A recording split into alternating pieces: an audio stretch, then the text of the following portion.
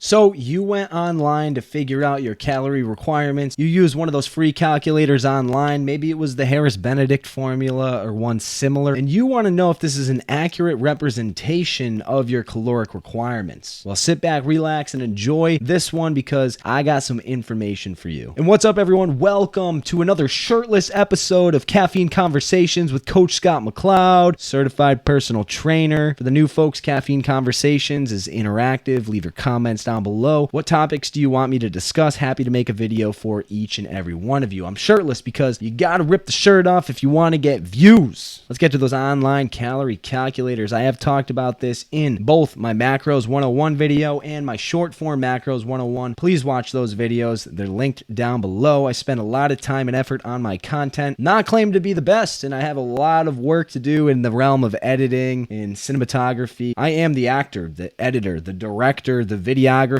and every other member involved in the production of these YouTube videos. So I got some learning to do, not claiming to be the best, but I do spend a whole great deal of effort on these. So please like those videos, please comment on those videos, please watch those videos. I would really appreciate that. Let's start by talking about TDEE, total daily energy expenditure, and elements of the energy outside of the equation. So TDEE, total daily energy expenditure, is a product or function of your resting metabolic rate, the thermic effect of food, your non-exercise activity thermogenesis, and your exercise activity thermogenesis. Now, to break down those components, the biggest component of total daily energy expenditure is actually going to be your resting metabolic rate, and it's estimated to be around 60 to 75% of your total daily energy expenditure. That's a huge amount of TDEE, and that's your resting metabolic rate. Resting metabolic rate is the total number of calories burned when your body is at complete rest. The calories that you're burning just living for proper organ function, for breathing, for circulation, things similar in nature. Resting metabolic rate, RMR, a huge component of total daily energy expenditure, about 60 to 75%, the data suggests. Up next, we have exercise activity thermogenesis, planned, structured physical activity and exercise. It is estimated to be around 15 to 30% of your total daily energy expenditure. Up next in the equation, we have the thermic effect of food. The thermic effect of food is a very small portion of total daily energy expenditure. The thermic effect of food is estimated to be around 10% of total daily energy expenditure. Now, this is a very small amount, but it is worth noting that higher protein diets, or protein in general, protein as a macronutrient, has a higher thermic effect of food than carbs and fats. So there are an array of benefits of eating a higher protein diet. I have videos on this. I have a video, a caffeine conversation about protein requirements and what I recommend. I do also have an Instagram post on this. Go check all of that out. Everything is linked in the description box below. But the thermic effect of food being a small percentage of energy expenditure or energy out day to day, it's about 10%. But it is worth noting that protein has a higher thermic effect of food than carbs and fat. So get your protein in. Now, the other one here that I don't have an estimated percentage of is your non-exercise activity thermogenesis. That's because this is variable. This varies drastically from individual to individual because it's all of your other movements outside of planned physical activity, your structured activity, and different than your resting metabolic rate. It's all of your other fidgeting. You're taking the stairs, you're doing household chores, getting amped up to make some YouTube videos instead of just laying on the couch wasting away. I actually do have an entire video on that specific component of total daily energy expenditure. It's called short form NEAT, why you should increase your NEAT, something like that. I will link that one in the description box below as well. NEAT is very important, especially for individuals looking to lose more weight. There are tons of ways you can increase your NEAT. You're fidgeting, you're taking the stairs, you're doing household chores, your extra energy expenditure, your extra calorie burn. And I do, again, have a full video on that, so please go check that one out. It is very important, but I don't have an estimated percentage of NEAT as it contributes to total daily energy expenditure because it varies person to person based on how active you are and based on how much you're moving day to day. Now, when you use those online calorie calculators, they are an estimate at best. These can give you a general guideline or general point of reference or blueprint or plan, but it's not a perfect science. And in some cases, it can be a lot more inaccurate than in other cases. Again, it's just an estimate. You're typically typing in your age, your gender, your height, your weight, and then your lifestyle factors. But again, these things can vary person to person, and it is not a perfect science. So what you need to do is take that number with a grain of salt, start using it as your plan or your blueprint, get an idea of the calories that you're consuming day to day. Are you getting close to this number? Are you hitting this number exactly? Are you consistently over or under this number? And how is it impacting your scale weight? Your scale weight is going to be the best predictor. Now, that being said, and I've talked about this before, you're not taking just your scale weight on one day, a snapshot in time, and then thinking that's what you weigh. Daily fluctuations can occur for a number of reasons. What you need to do is get into the habit of stepping on the scale every single day under the same circumstances, on the exact same scale, no clothes on, minimal clothes on, just keep everything constant, do it at the same time of the day, capture that weight, record it somewhere in a spreadsheet, in the notes section of your phone. You can manually write it down, but then you need to do that day after day. Keep doing it, get in the habit of doing so. Take the average of your weigh-ins at the end of the week. Take data in the aggregate, and on average, it is much less volatile and a more accurate representation of your true weight in the aggregate, and not just at a snapshot in time on a random day, because daily fluctuations can occur. I do have a video on that. Please watch that one. Every video that I've mentioned and referenced will be linked in the description box below, alongside everything that I am affiliated with, as well as my Instagram. Go check it all out. Enough said out of me. If you enjoyed this video, please give the video a thumbs up and subscribe to the channel. As always, one video a week every Wednesday, 10 a.m. Eastern time. All right, see ya.